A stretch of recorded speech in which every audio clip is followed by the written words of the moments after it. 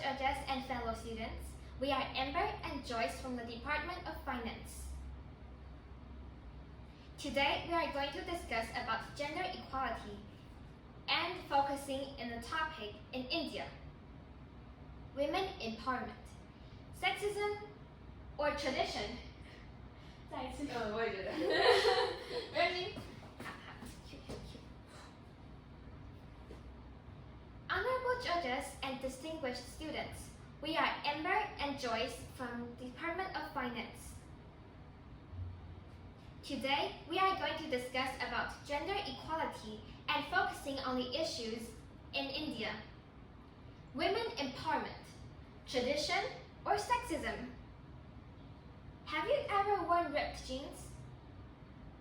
I could assume that the answers are mostly positive. Nevertheless, do you know that there are women who aren't even given the option to choose what they wear? In India, despite the economic progress and growth in education and health, social spatial inequality still persists. Enduring sexual misconduct has become a daily life of Indian female. There are women being groped, assaulted, followed, molested, and beaten up every single day. They are so hopeless and helpless because even the police, most of the police, are biased men who humiliate them and accuse them of wearing too revealing clothes instead of helping them out.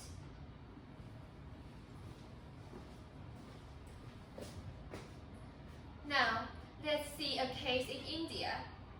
Indian women are found taking pictures of themselves in ripped jeans on social media in response to a minister who said wearing them leads to societal breakdown.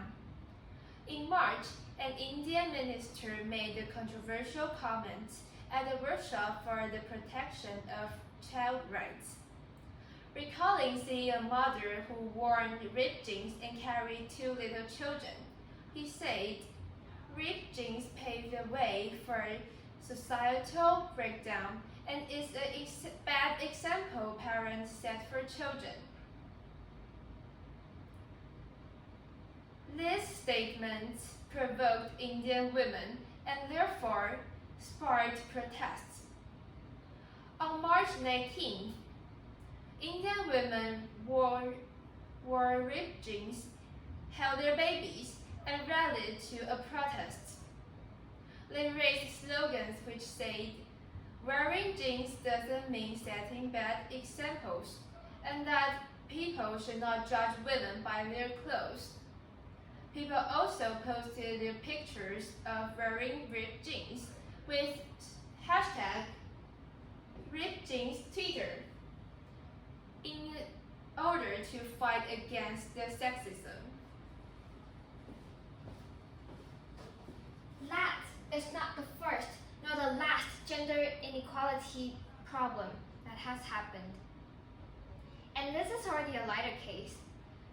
There are uncountable cases of women being sexually harassed because they were, as said, tempting a man even when 80% of their body is covered. How come this happens? In India, for religious reasons, there is a tradition for women, and only women, to cover up their legs because women's legs were deemed unsacred and dirty. This may have made sense in the past, but living in 21st century, things have progressed and changed. Surely, traditions are important and should be properly conserved. However, when tradition conflicts with other people's rights, it should be abandoned or modified. After all, traditions aren't the only thing that we should respect and protect.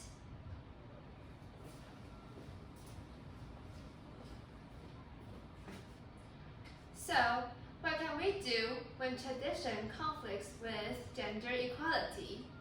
Should we keep following the tradition though we know that it may be unreasonable? Let's begin with education. We can teach people knowledge about equality, teach them the importance of respecting the differences among one another. Give all traditions a thought rather than blindly obey them just because everybody else does so. Only when we understand the concept of gender equality can we avoid gender discrimination and inequality. Then, we can ask the government to establish policies to prohibit traditions that violate rights. For example, in the 20th century, caste system was discarded due to human rights. Since the government has the power to constrain people, they will be careful not to violate the laws. What's more, we can disseminate the concept of gender equality in life. In the past, people used to classify humans into men and women.